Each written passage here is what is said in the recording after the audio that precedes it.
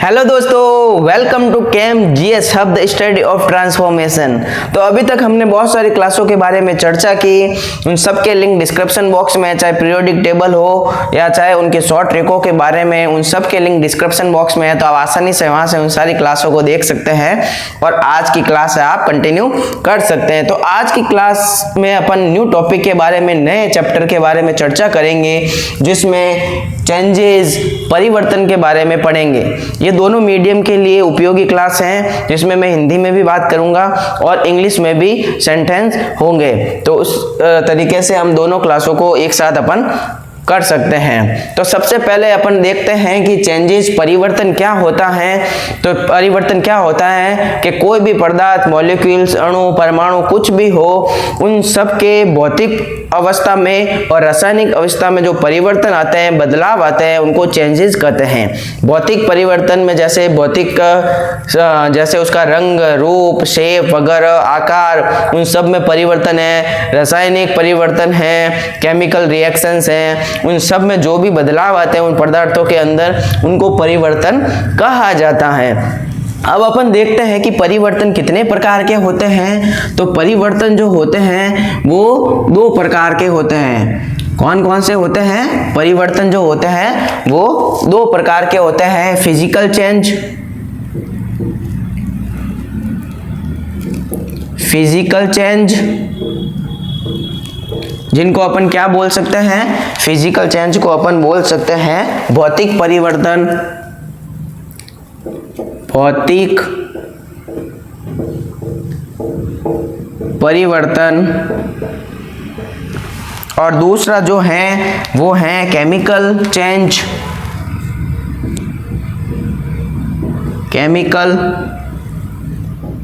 Change, chemical change को अपन क्या बोल सकते हैं? केमिकल चेंज को अपन रासायनिक परिवर्तन बोल सकते हैं।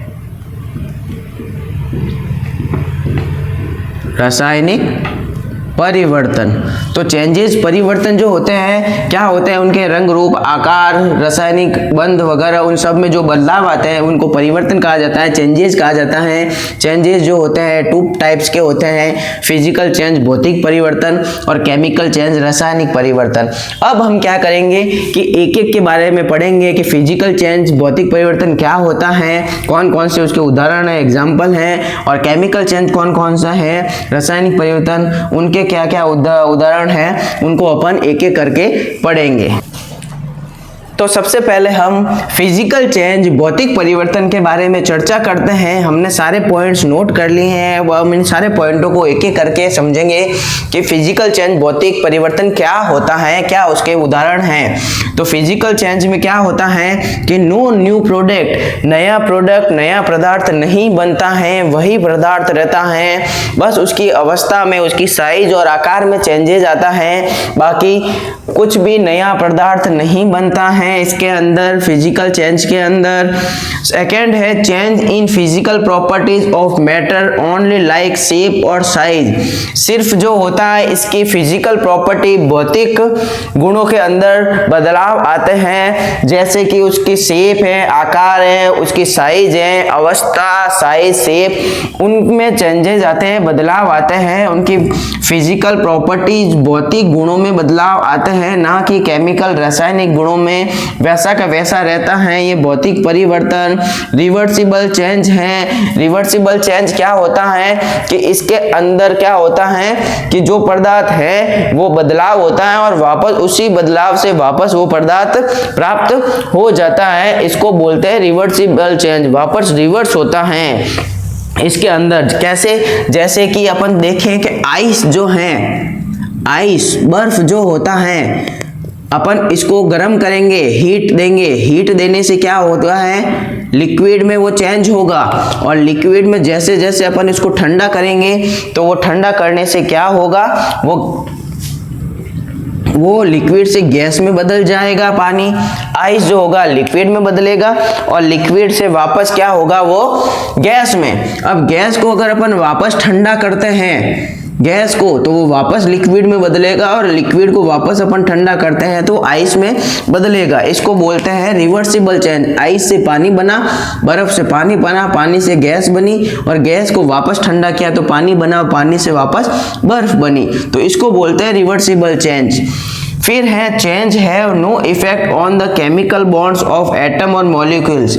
एटम और मॉलिक्यूल जो होते हैं, अणु और परमाणु, उनके केमिकल बॉन्ड के ऊपर ये इफेक्ट नहीं डालता है। केमिकल बॉन्ड रासायनिक बंधों को चेंज नहीं करता है, ये सिर्फ शेप और साइज को ही चेंज करता है। It is a temporary change. Temporary change होता है, परमानेंट चेंज नहीं होता है। परमानेंट चेंज में होता है कि अगर अपन ने कैंडल को जला दिया और कैंडल खत्म हो गई तो वो परमानेंट चेंज है। रस्टिंग ऑफ आयरन, आयरन के ऊपर जंग लगती है तो वो नया पदार्थ बन गया है, वो वापस अपन वैसा नहीं बना सकते पहले जैसा, तो इसलिए वो परमानेंट चेंज होता है। ये टेम्परेरी चेंज होता है, थोड़े टाइम के लिए ही इसके अंदर बदलाव आते हैं। अब अपन देखते हैं फिजिकल चेंज, भौतिक परिवर्तन के एग्जाम्पल कौन कौन से हैं। तो इसमें मेल्टिंग ऑफ आइस ले सकते हैं, आइस का पिघलना, पानी का उबलना, पानी को उबालकर वापस भाप से अपन उसको पानी बना सकते हैं। कटिंग पेपर, पेपर को काट के वापस अपन जोड़ सकते हैं। मेल्टिंग वैक्स, वैक्स को पिघला कर अपन वापस कैंडल को बना सकते हैं, पिघलाने के बाद वापस वैक्स बन जाता है। मिक्सिंग सैंड विथ वाटर, पानी के अंदर सैंड को मिक्स करेंगे और उसको वापस अगर प्योरीफाई करेंगे तो वापस अपन सैंड और पानी को अलग अलग कर सकते हैं। तो ये है फिजिकल चेंज, भौतिक परिवर्तन। नया पदार्थ नहीं बनता है, सिर्फ उसकी फिजिकल भौतिक गुणों में बदलाव आता है, आकार और शेप में, साइज में। रिवर्सिबल चेंज है, वापस जो पदार्थ है वो वापस अपन को मिल सकता है। ये इसमें केमिकल बॉन्ड रासायनिक बंधों के ऊपर एटम और मॉलिक्यूल, परमाणु और अणु पर कोई इफेक्ट नहीं डालता है, प्रभाव नहीं डालता है।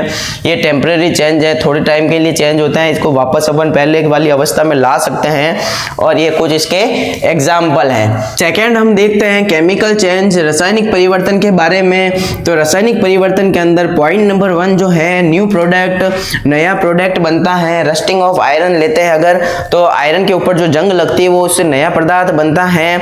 डाइजेस्टिव भोजन, भोजन जो डाइजेस्टिव होता है तो वो भी है ना, उसमें भी नया पदार्थ बनता है। तो केमिकल चेंज किसे बोलते हैं? रासायनिक परिवर्तन, जिसके रासायनिक गुणों में परिवर्तन होता है। जो पदार्थ पहले से है वो पहले से नहीं रहता है और उसकी जगह नया पदार्थ बन जाता है केमिकल चेंज के अंदर।